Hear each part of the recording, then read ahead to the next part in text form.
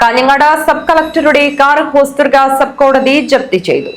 മേൽപ്പാലം നിർമ്മാണത്തിന്റെ ഭാഗമായി ഏറ്റെടുത്ത വ്യക്തിയുടെ ഭൂമിക്ക് പണം നൽകാത്തതിനെ തുടർന്നാണ് നടപടി. നീലേശ്വരം പള്ളിക്കര മേൽപ്പാലത്തിന്റെ ഭാഗമായി ഏറ്റെടുത്ത സ്ഥലത്തിന്റെ ഉടമകളാണ് ഹർജിക്കാർ. ഇഞ്ചൻ വീട്ടിൽ മാണിക്യത്തിന്റെ ഉടമസ്ഥതയിലുള്ളതാണ് സ്ഥലം. ഇവരുടെ 10 സെന്റ് ഏറ്റെടുത്ത് സെന്റിന് 2000 രൂപ പ്രകാരം 20,000 രൂപയാണ് അന്ന് അനുവദിച്ചത്. ഇത് മതിയായ തുകയല്ലെന്ന് കാണിച്ച് മാണിക്യം ഹോസ്ദുർഗ് സബ് കോടതിയെ സമീപിച്ചു. അനുകൂല വിധി കിട്ടാത്തതിനെ തുടർന്ന് ഇവർ ഹൈക്കോടതിയെ സമീപിക്കുകയായിരുന്നു. ഇതിനിടെ മാണിക്യം മരണപ്പെട്ടു. മക്കൾ കക്ഷി ചേർന്ന് കേസുമായി മുന്നോട്ടു പോയി. കേസ് പുനർവിചാരണ നടത്തണമെന്ന് ഹൈക്കോടതി ഉത്തരവിട്ടു. വീണ്ടും കേസ് ഹോസ്ദുർഗ് സബ് കോടതിയിലെത്തി. സെന്റിന് 1,00,000 രൂപ നൽകാൻ കോടതി വിധിച്ചു. 2 വർഷം മുൻപേ വിധി വന്നെങ്കിലും ഇതുവരെയും പണം നൽകിയില്ല. ഈ വർഷം ജനുവരിയിൽ ഹർജിക്കാർ വീണ്ടും കോടതിയെ സമീപിച്ച് പണം കിട്ടിയില്ലെന്ന് അറിയിച്ചു.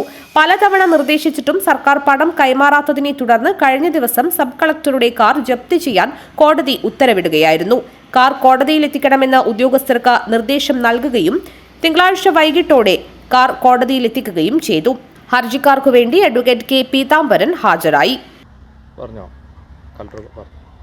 ഇതിപ്പോൾ നമ്മളിപ്പോൾ ഓവർബ്രിഡ്ജിലേക്ക് 2023 കൊടുത്ത കേസാണിത്.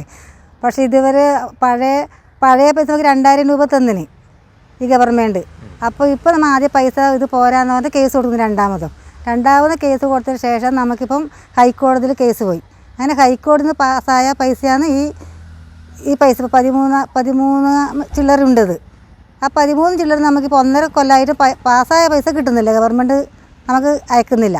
അപ്പോൾ നമ്മൾ കളക്ടർ കൊടുത്തു, കളക്ടർ അതിന് ഉത്തരം നമുക്ക് തന്നിട്ടില്ല. ഇപ്പോൾ അതുകൊണ്ട് നമ്മൾ RD വാഹനത്തിന് നമ്മൾ വക്കീലെന്ന് പറഞ്ഞിട്ട് പിടിച്ചു. News bureau, Kanhangad.